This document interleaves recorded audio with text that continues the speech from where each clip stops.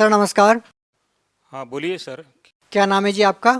मेरा वर्तमान जो नाम है राजेश मदनलाल भावसार, और इसके पहले मुझे रस सिद्ध योगीराज राजेश अद्वैत इस नाम से लोग जानते थे।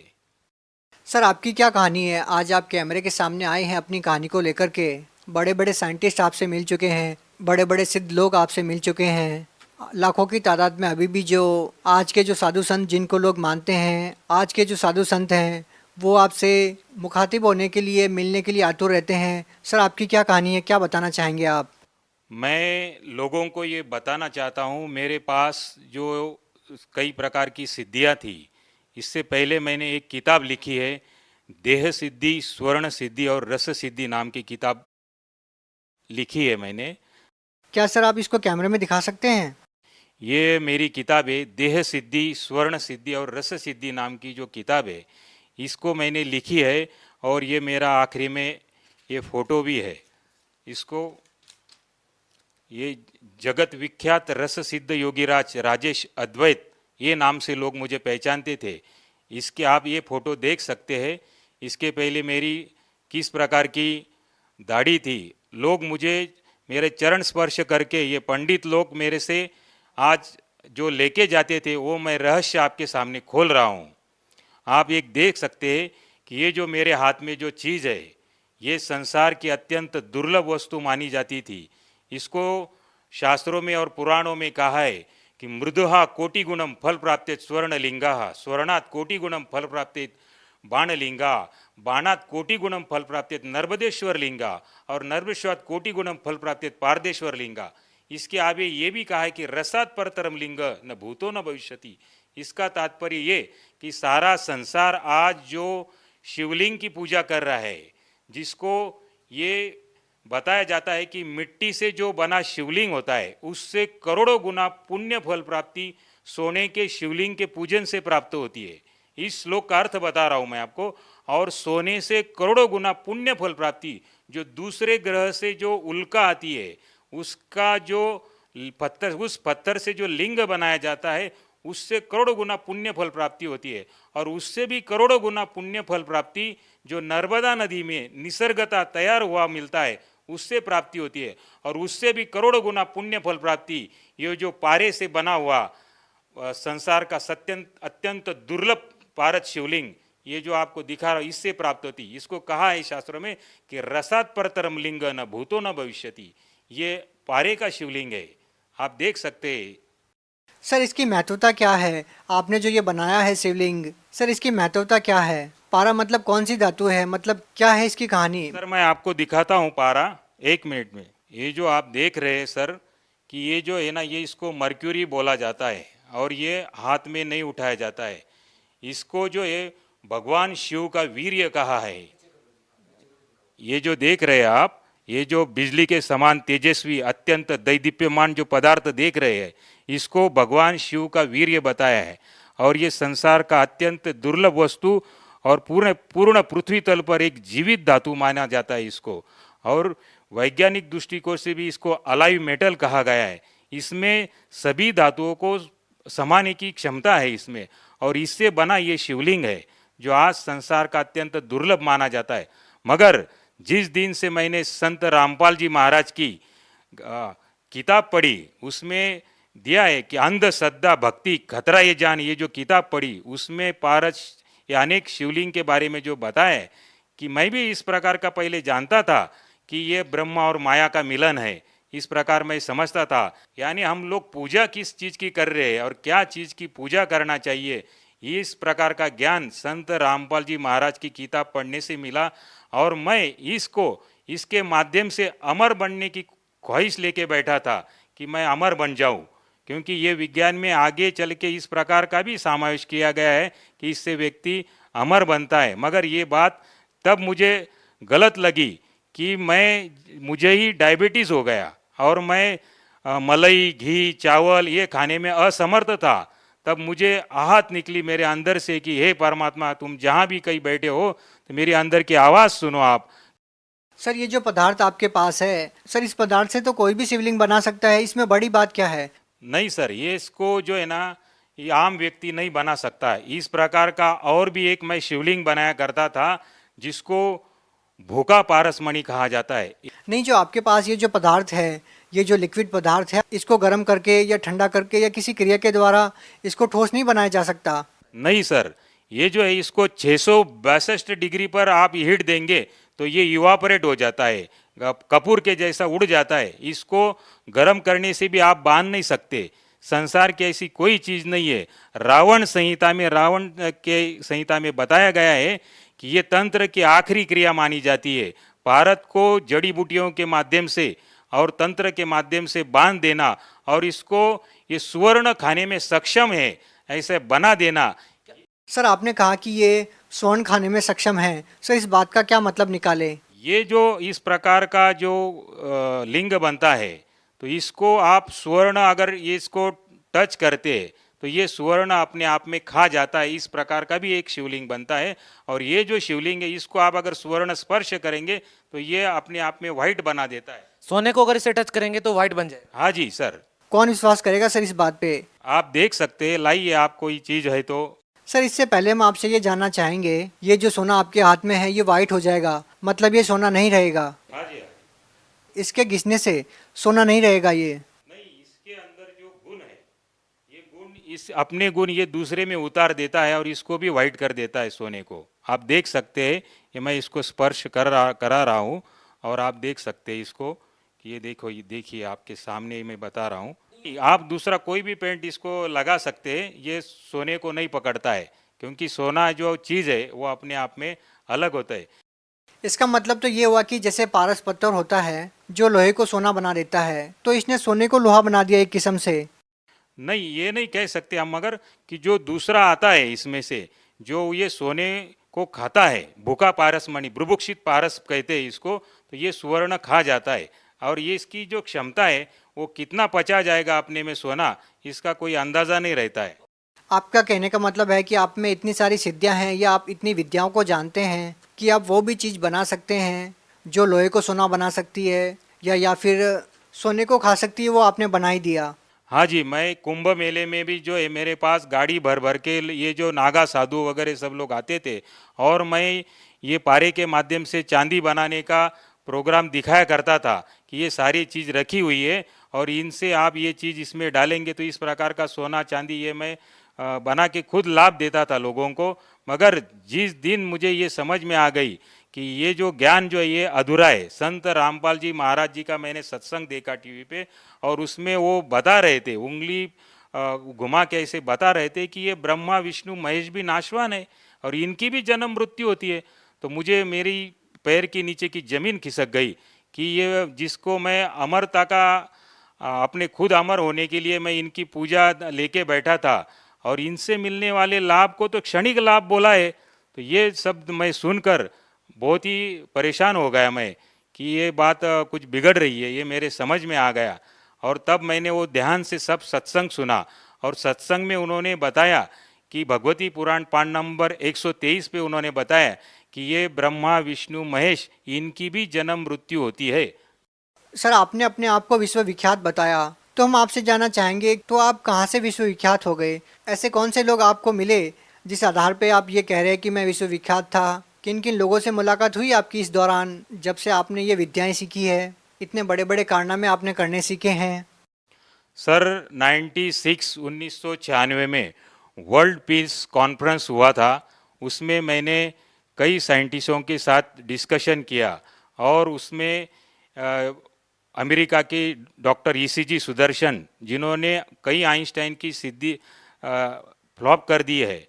सर, बोलने को तो कुछ भी बोल सकते हैं, इस बात का प्रमाण है आपके पास? जी हाँ, मेरे पास फोटोग्राफ्स है, आप देख सकते हैं। ये देखिए, ये वर्ल्ड पीस कॉन्फ्रेंस 96, इसमें ये इन कौन है सर ये डॉक्टर ईसीजी सुदर्शन जिन्होंने कई आइंस्टाइन की थ्योरी फ्लॉप कर दी है और इनको भी मैंने डिस्कशन बताया था और ये भी शुरू में नहीं मान रहे थे कि इस प्रकार का कोई होता है चीज़। तो जब इनको प्रमाणों के साथ मैंने ये सब चीज़ें बताई तो उन्होंने भी ये लोहा मान लिया कि सचमुच ये जो आप बता रहे ये सही ज्ञान है। इसके अलावा किन लोगों से आपकी मुलाकात हुई जिसके आधार पर हम ये मान सकें कि वास्तव में आप एक ऐसे महत्वपूर्ण व्यक्ति हैं जिस व्यक्ति पर विश्व के विख्यात लोगों ने भरोसा किया या आपसे मुलाकात करने के लिए वो लोग आतुर रहे? कि आपने एक ऐसी बड़ी खोज की है या फिर जड़ी बूटियों के माध्यम से आपने एक ऐसा यंत्र बनाया है जिसको लोग सपने में भी नहीं सोच सकते कि ऐसा हो सकता है? सर, जैसे आप देख रही है हाई कमिश्नर ऑफ टांजानिया, इस प्रकार के कई जो दलाई लामा वगैरह इन सब लोग, दलाई लामा से भी आपकी मुलाकात हुई है? हाँ जी, वर्ल्ड कॉन्फ्रेंस में आए थे, उन लोगों से भी डिस्कशन हुआ मेरा। और जो ये किताब में बता रहा था उनको कि इस जो ज्ञान के ऊपर चर्चा कर रहा था, जैसे वो लोग नाथ संप्रदाय को सिद्ध मानते थे और उसमें क्या लिखी बात है वो उनको समझ में नहीं आती थी। उनको मैंने कहा कि मेरे पास ऐसा ऐसा ज्ञान मैं हिमालय में रह के सीख के आया हूँ, मैं 8 साल मैंने हिमालय में रहा हूँ और कई प्रकार का ज्ञान हस्तगत किया है, मगर उनको ये भरोसा नहीं होता था कि हमने पहले ही ज्ञानेश्वरी पढ़ रखी है, पीएचडी कर रखी है, आप क्या नया बताएंगे। तो मैंने उनको एक श्लोक बोला, तोरस मोरस गंधक पारा, जिन वीचे दीजे नाम सहारा, नाग मार नागिन को दे, गोरख कहे खप्पर भरी कंचन ले। इस दोहे का आप ट्रांसलेट करके बताइए तो मैं आपको मान लूँगा कि आपने पीएचडी की है। तो उनको वो बता नहीं सके, क्योंकि ये जो पूरी रासायनिक क्रिया है और केमिकली क्रिया है कि इसके माध्यम से, पारे के माध्यम से सोना बनाया जा सकता है। शॉर्टकट में इसके सारे रहस्यों को जब मैंने खोला तब उनकी बात समझ में आई, क्योंकि आखिरी में स्पष्ट रूप से कहा है कि गोरख कहे खप्पर भरी कंचन लीजिए। कंचन में स्वर्ण, जो मटके का आधा भाग होता है उसको खप्पर बोलते हैं। इस प्रकार का खप्पर भर के आप कंचन स्वर्ण बना सकते हैं, इस प्रकार की विधि उसमें छिपी थी। मगर इतना होने के बावजूद, ये सब होने के बावजूद भी मैं आपको बता रहा हूँ, समाज को बता रहा हूँ कि इस प्रकार के जो हम लोग शिवलिंग के ऊपर आश्रित हो गए, तो ये अपने आप में ये यूजलेस और इसका कोई मूल्य नहीं है अपने जीवन में, ये आप समझ लीजिए। क्योंकि इससे क्षणिक लाभ प्राप्त होता है, लाभ तो होता है मगर क्षणिक लाभ प्राप्त होता है। और इसकी इतना, जितने ये स्वामी है उतने मनुष्य की एक श्वास की कीमत संत रामपाल जी महाराज ने बताई है कि मानुष जन्म दुर्लभ है, ये मिले न बारंबार, जैसे तरुवर से पत्ता टूट गिरे बहुर न लगता डार। जब ये अपनी कीमत मुझे समझ में आ गई तो मैंने इस यूजलेस इन सब चीज़ों को मैंने छोड़ दिया। आज भी मेरे से लोग संपर्क करते हैं और जब मैं इनके बारे में चर्चा करता हूं तो लोगों की इच्छा होती है सीखने के लिए। मगर मैं सर, जिस चीज़ को आप ये कह रहे हैं कि ये इतना मूल्यवान वस्तु नहीं है जितना संत रामपाल जी महाराज जी ने मूल्यवान वस्तु आपको दी है, लेकिन एक समय था जब शिक्षा मंत्री आपके साथ खड़े होकर के फ़ोटो खिंचवा रहे हैं और आपको विश्वविख्यात मानते हुए आपकी जो साधना है, जो आपने सिद्धियों के द्वारा या जो आपने योग क्रियाओं के माध्यम से जो ये वस्तु आपने बनाई है, उसका महत्व समझते हुए वो शिक्षा मंत्री आपके साथ फ़ोटो खिंचवा रहे हैं, तो कहीं ना कहीं हम ये तो नहीं कह सकते कि ये अंधविश्वास है। जरूर आपने ऐसे किसी चीज़ की खोज की है जो अपने आप में एक महत्वपूर्ण है, लेकिन आज आप ये कह रहे हैं कि इससे भी महत्वपूर्ण चीज़ वो है जो संत रामपाल जी महाराज जी ने आपको दी है। तो क्या आप दर्शकों को ये भी दिखाना चाहेंगे कि शिक्षा मंत्री जी आपके साथ फ़ोटो खिंचवा रहे हैं और उस मुलाकात के क्या मायने निकलते हैं? सर, ये कौन है?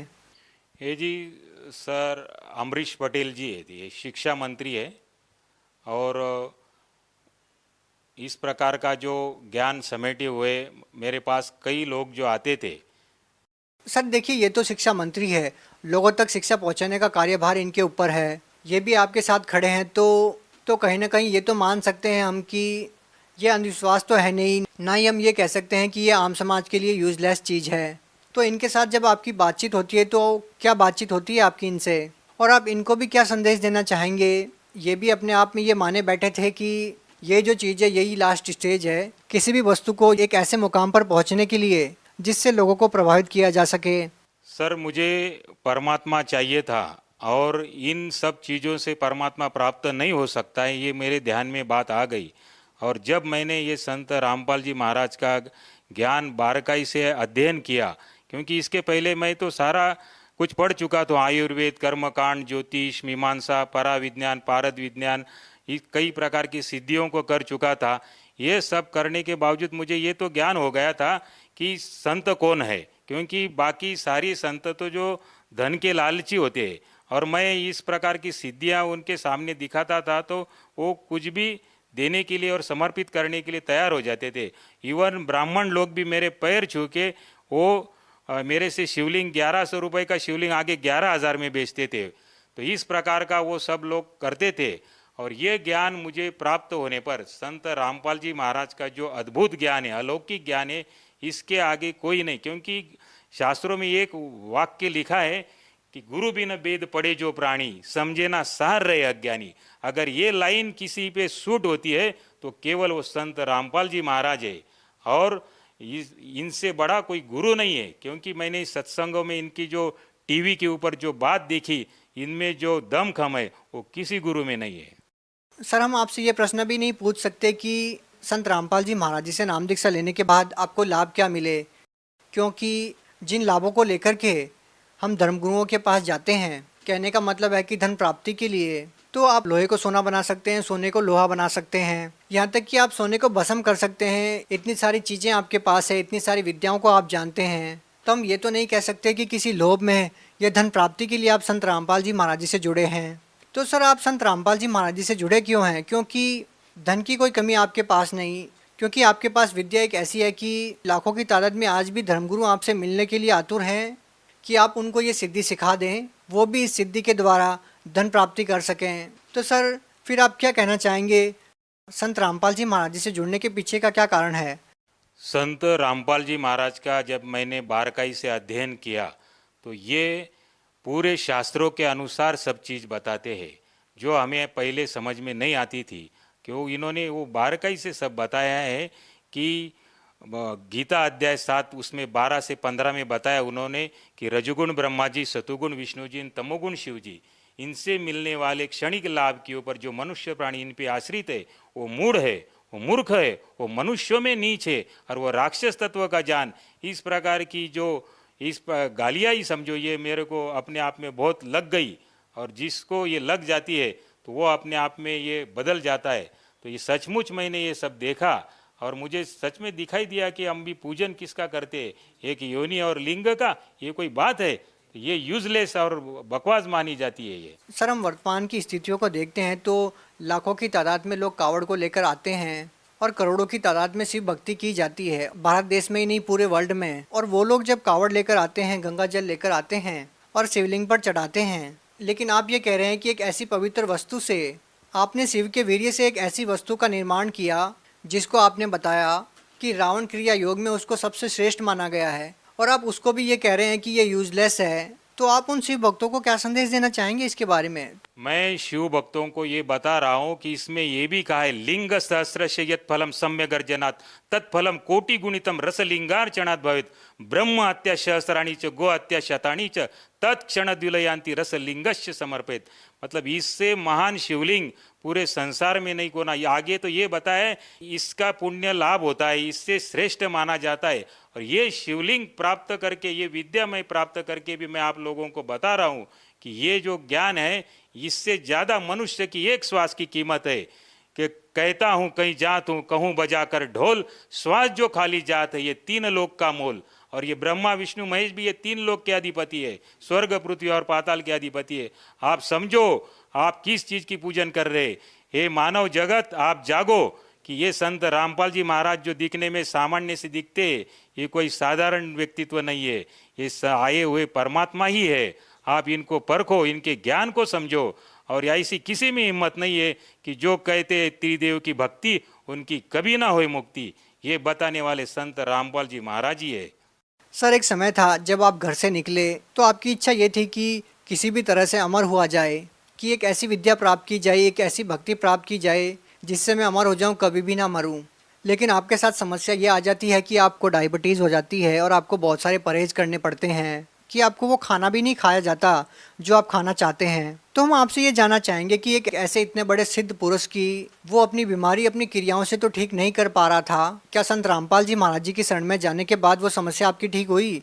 हाँ जी, जैसे ही मैंने संत रामपाल जी महाराज जी से दीक्षा ली तो मुझे अपने आप में समझ में आया कि मेरे शरीर में कोई परिवर्तन हो रहा है। और इस प्रकार का परिवर्तन हुआ तो धीरे धीरे ये सब चीज़, मैं पहले मलाई खाता नहीं था और चावल नहीं खाता था और दूध भी पीने से मुझे डर लगता था।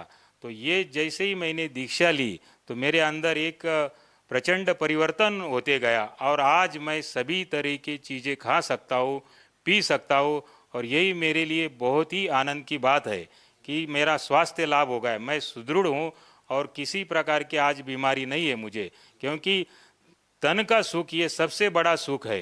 तो ये चीज़ का भी ज्ञान संत रामपाल जी महाराज ने ही बताया है। तन दर सुखिया कोई न देखा, जो देखा सो दुखिया हो। तो ये बात सत्य लागू पड़ती है कि समाज को ये ज्ञान न होने के वजह से वो इन चीज़ों के पीछे दौड़ रहा है।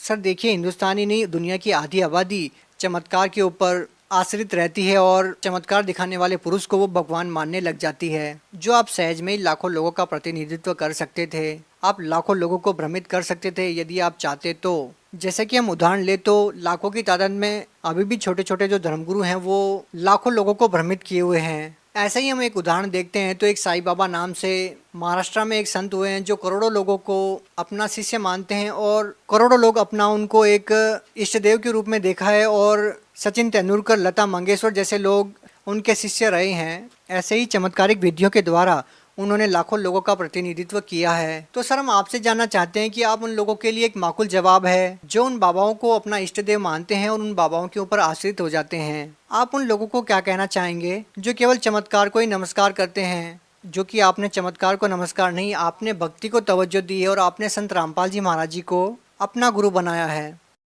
सर, संत रामपाल जी महाराज में जो बात है वो आज तक किसी धर्मगुरु ने ये बात दिखाई नहीं, क्योंकि उन्होंने जो भी बात बताई है पूरा भगवत गीता के अनुसार, वेद शास्त्रों के अनुसार, उसमें उन्होंने ये बताया कि कबीर देव ये भगवान है, ये सोम प्रभु है, अमर परमात्मा है।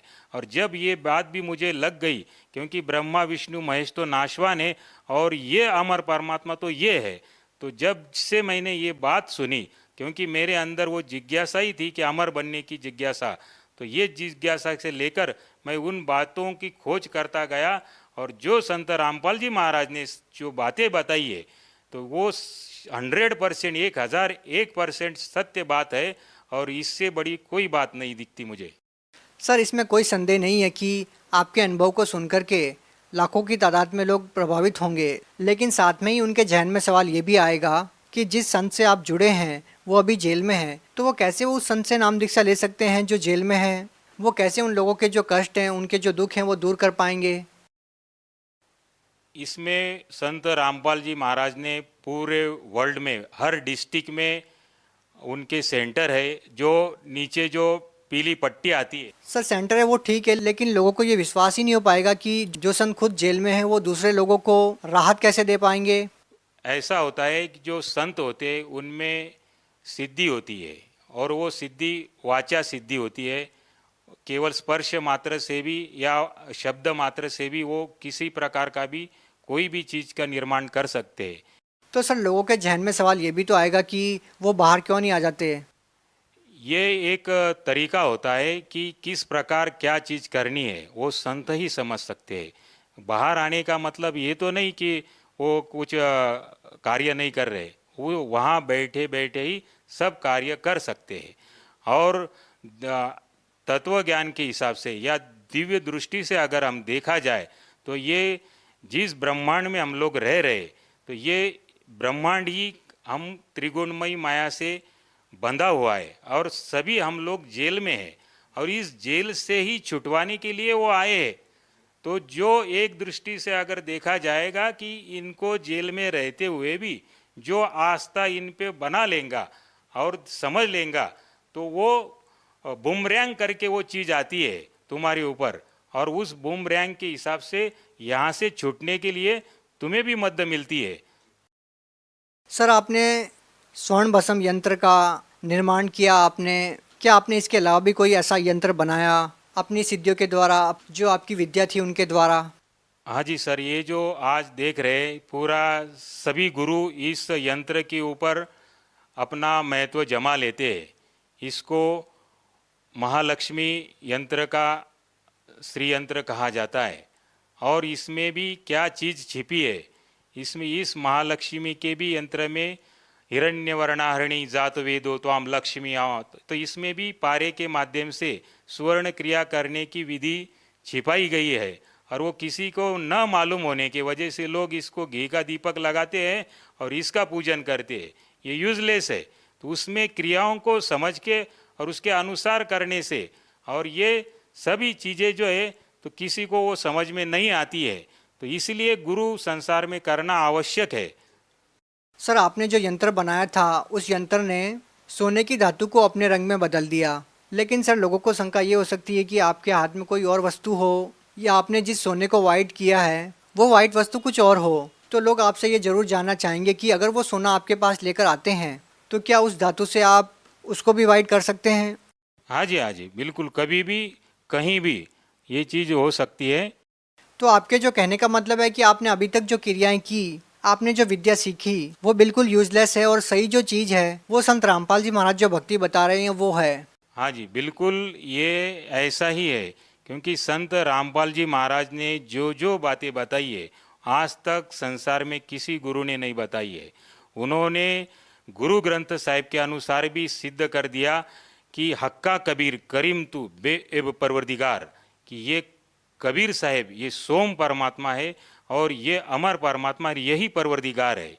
सर आपने शिव भगवान को मानने वाले लोगों को एक संदेश दिया कि आप जो साधनाएं कर रहे हैं वो साधनाएं करने की नहीं है, संत रामपाल जी महाराज जी से नाम दीक्षा लो। तो क्या ये माना जाए कि संत रामपाल जी महाराज शिव भगवान की या देवी देवताओं की भक्ति छुड़वाते हैं? नहीं, संत रामपाल जी महाराज तो ये बताते हैं कि जैसे तहसीलदार साहेब है, कलेक्टर साहेब है, मंत्री साहेब है, मुख्यमंत्री साहेब है, प्रधानमंत्री साहेब है और राष्ट्रपति साहेब है, तो ये भी अपने स्तर के साहेब है। साहेब यानी स्वामी, प्रभु है ये। और तहसीलदार को अगर हम राष्ट्रपति कहेंगे तो ये बात गलत हो जाती है। वो इतना ही समझा रहे कि तुम तहसीलदार को तहसीलदार ही साहब बोलो। तो ये जो है ये अपने स्तर के प्रभु है, तीन लोक के अधिपति, तीन लोक के भगवान है। सर संत रामपाल जी महाराज जो है देवी देवताओं की भक्ति छुड़वाते नहीं है, तो ये तो उन देवी देवताओं के मंत्र प्रदान करते हैं जिससे ये देवी देवता भी किस प्रकार लाभ पहुंचा सकते हैं। लेकिन सर लोग मंत्र तो कर रहे हैं ना, ओम नमः शिवाय वगैरह, भक्ति तो कर ही रहे हैं। तो ये जो है ये मंत्र शास्त्र प्रमाणित नहीं है। संत रामपाल जी महाराज भगवत गीता खोल के बताते हैं कि उसमें तो केवल बताया मुझ माम ब्रह्म का केवल ओम एकाक्षरीति मंत्रम, उसमें बताया कि वो बताते हैं कि संत रामपाल जी महाराज बताते हैं कि ओम मंत्र इसमें बताया, फिर ओम नमः शिवाय कहाँ बताया है। तो आपके कहने का मतलब ये है कि संत रामपाल जी महाराज जी देवी देवताओं के जो मंत्र बताते हैं वो शास्त्रों के अनुसार है और उन्हीं मंत्रों को करने से देवी देवता लाभ दे सकते हैं। जी हाँ, बिल्कुल, संत रामपाल जी महाराज जो बता रहे उन्हीं के अनुसार भक्ति करने से ही लाभ होगा। अंत में सर आप भगत समाज को क्या संदेश देना चाहेंगे? मैं समाज को ये प्रार्थना कर रहा हूँ, हृदय से प्रार्थना कर रहा हूँ कि आप इन चीज़ों के पीछे ना दौड़े, ये शिवलिंग के पीछे ना दौड़े, क्योंकि इससे संसार की श्रेष्ठतम वस्तुएं मैंने निर्माण कर रखी थी और इसके ऊपर कोई चीज़ नहीं है। और इसके बावजूद मैं आपको बता रहा हूँ कि इतनी कीमत, उससे ज़्यादा कीमत तो मनुष्य के एक श्वास की है। और ये फिजूल में इन चीज़ों के पीछे दौड़ने से अपना अमर शरीर प्राप्त करने के लिए, मोक्ष प्राप्त करने के लिए अगर कोई चीज़ करना चाहते हैं तो केवल संत रामपाल जी महाराज जिनका आप सत्संग देखो, रोज़ साधना टीवी पे 7:30 बजे आता है, आप ये सत्संग को रोज़ देखो और नीचे जो पीली पट्टी आती है उसके ऊपर नंबर डायल करके आप वहाँ पे संदेशा भेजो। आपको कोई किताब चाहिए या नामदान लेना है तो सभी चीज़ें का डायरेक्शन आपको वहाँ से प्राप्त हो जाएगा। जी धन्यवाद।